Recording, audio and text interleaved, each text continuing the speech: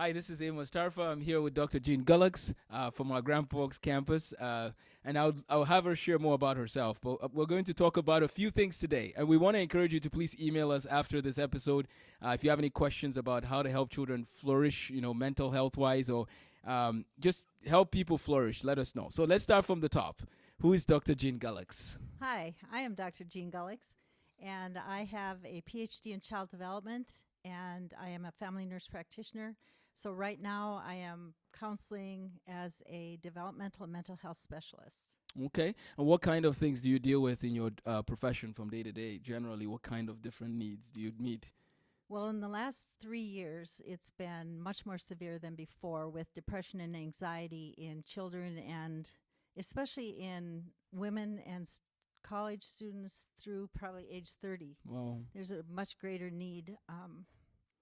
The depression is worse. The anxiety is through the roof for a lot of these Wow. children and families. Wow. So Dr. Jean Gullux is reached out to us in the Lifestem Moorhead campus, and they were at a prayer meeting. And actually, why don't you share that story, and then I'll tie it back to just what the opportunities God has given us to work together.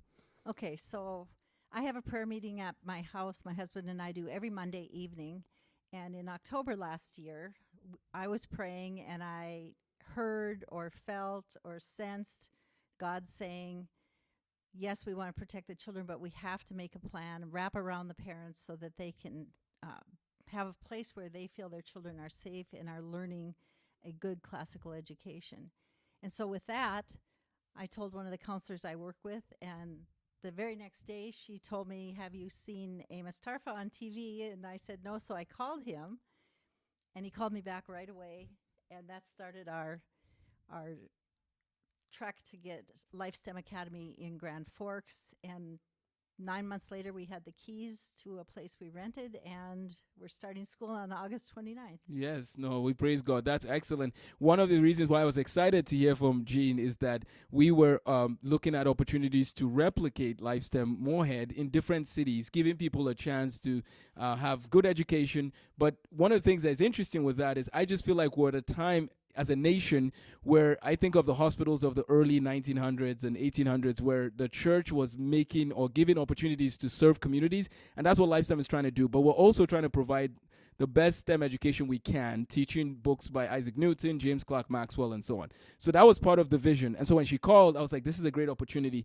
And I just think there's so much that can happen. There's a symbiotic relationship for the biology students, right? So we can learn from them, they can learn from us, we can encourage one another. So we praise God for this opportunity. We're in the Grand Cities Mall in Grand Forks, and we're just looking forward to what the school year will bring. Okay, so now a little bit of more about the anxiety. I just want to touch on that, and then we'll go over the news report.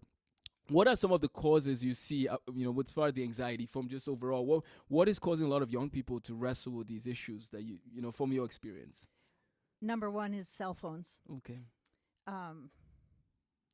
They have their phones with them all the time, even in the classrooms. They have anxiety if they don't get a certain number of likes. They get bullied 24/7. They're not sleeping. Excuse me. So, They're not sleeping well. And then they're always comparing themselves to the beautiful people on the reels or whatever. It's very, it's a big change. And it increased in use since COVID when they were isolated. And at that time, they started falling behind in school and they were lonely. So not only the anxiety, but the depression increased. And I had so many who were cutting, having suicidal thoughts.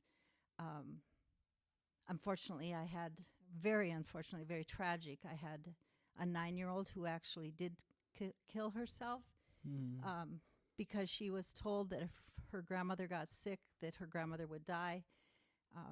And she couldn't see any of her friends. And that tragedy that I know of in the area is the only one that's severe. But there are so many others that have those feelings, those sense of loneliness, anxiety. They're not performing well. Interestingly, the high-performing students, like the honor students, have also slipped 6 percentage points in their grades. And so they're feeling anxious because their grades aren't what they used to be. So they really lost ground across the United States during that isolation period, and they Yeah. have not gotten it back. Mm. Third graders are being taught phonics, and they should be reading Yep. instead of learning phonics. Um, but one of the sad things is the standards have changed. Mm. So instead of teaching the kids, backing up, getting the fundamentals, making sure they understand what they're doing in math or science or reading or writing, they're changing the standards. Mm. So they're taking away grades, they're decreasing the standards to get into universities. Yep. And so we have a lot of mediocre children who could excel, who Yep. are not excelling. Now, Wow. there are exceptions. Yep. There are exceptions. There are students that are still excelling. Yep. Wow. We're gonna try and take this and maybe break it into a series of talks whenever you're in Fargo again. Would love to do part 2 for sure, because as I'm listening now, you're bringing up some different levels of issues, and one of them, I think of what you said about the standards. So already we have these mental health concerns, but then our society has these changes going on. So now I used to joke, but there's some truth to this, that be careful who you hire who graduated around 2020, right? In terms of those college graduates, because some of them were just told, okay, you've graduated, we're just going to give you the credits, just go. And so you begin to wonder, what is the quality of these people that are going into the different places of work who didn't finish the required work, but we just had to move on. And that could be a concern. It's a big concern. And now to make it worse, in North Dakota, they're allowing student teachers to be the main teacher without the mentoring. Wow. And that's scary because student teachers are not ready for a classroom. Yep. They haven't even been in a classroom. Yeah. And now they're the head teacher. Wow. That is not going to bode well for them or for the students. Wow. So we'll definitely look at solutions, and I don't know if you want to do a few now or all at once, but I just wonder what, maybe we'll stay with the smartphones for a second. So at Lifestem Academy, this has come up. I don't know if someone mentioned it at our back to orientation event yesterday, but cell phones and what is the policy and how do we navigate that? And I really want parents to realize that the children shouldn't make the decision on this one. The parents have to make the decision. So why don't we talk about some good, healthy habits around cell phones and smartphones, and maybe even talking about some things that should not be the case regarding smartphones. What do you think as far as tying it to the youth and maybe the issue of sleep all in one? Okay.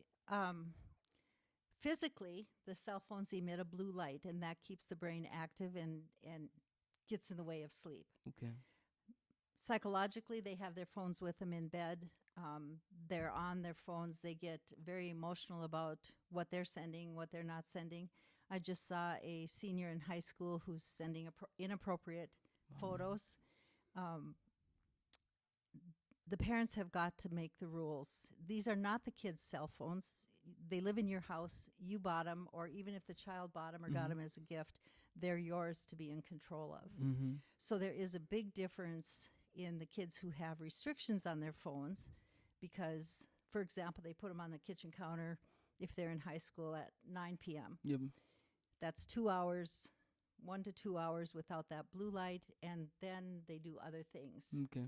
Hopefully not TV, but they will read, they will play a game together, even converse with parents. If you go out to a restaurant and you see parents on the phone all the time and kids pulling on them to get their attention, that's bad. That's very negative connotation for the child that they're not as important as that phone.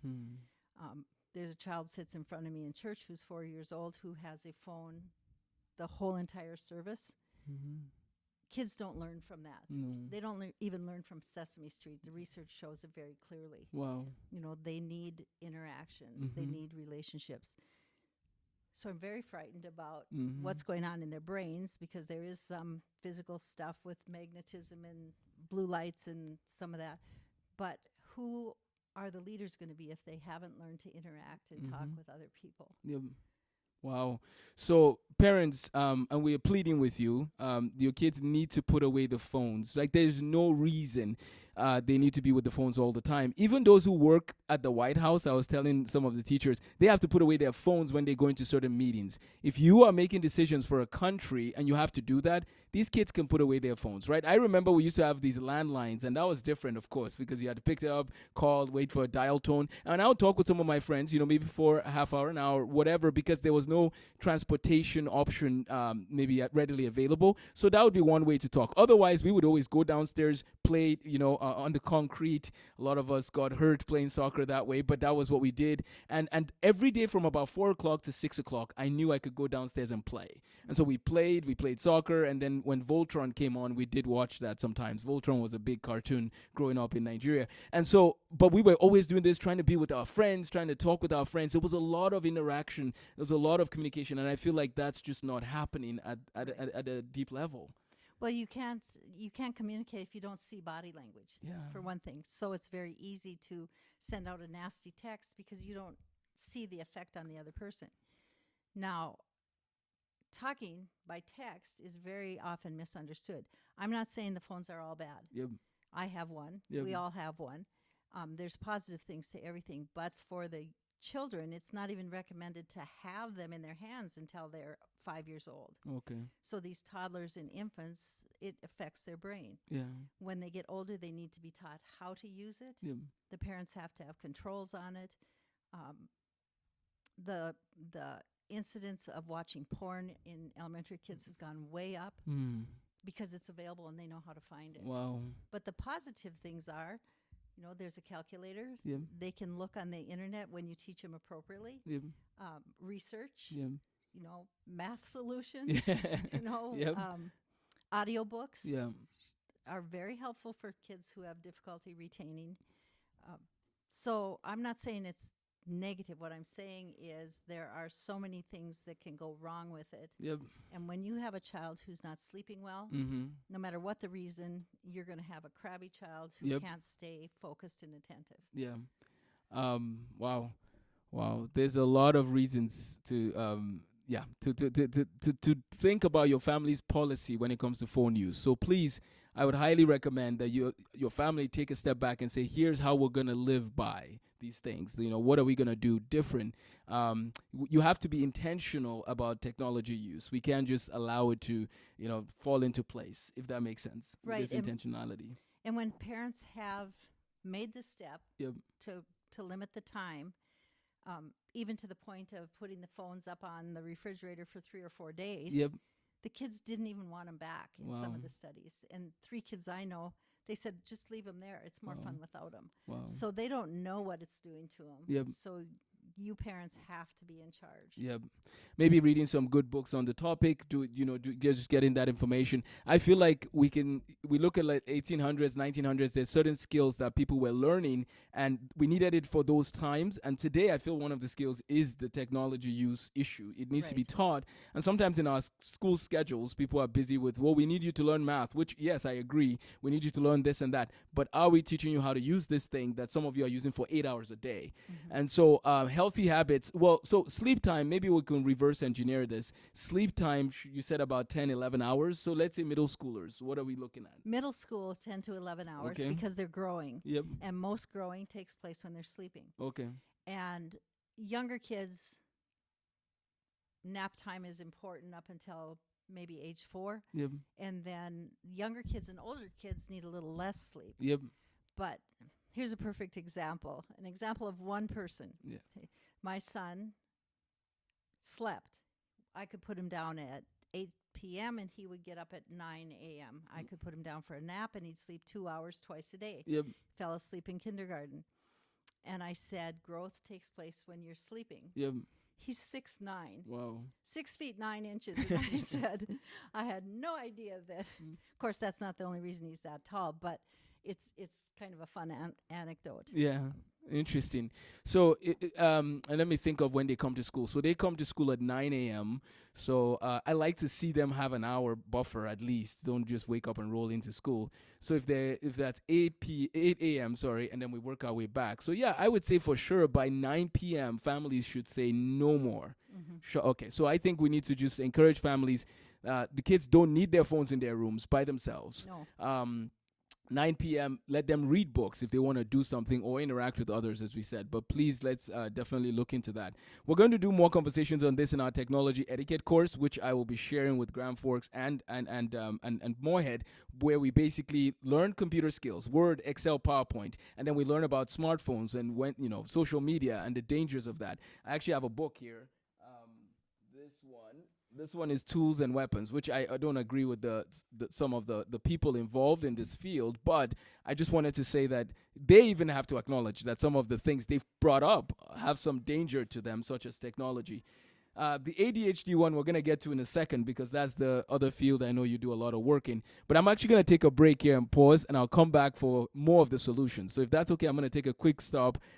We're just going to get some students situated in their room, and I'll come right back. Does that sound good? That sounds Okay, good. we'll take a break for a second. We'll be right back.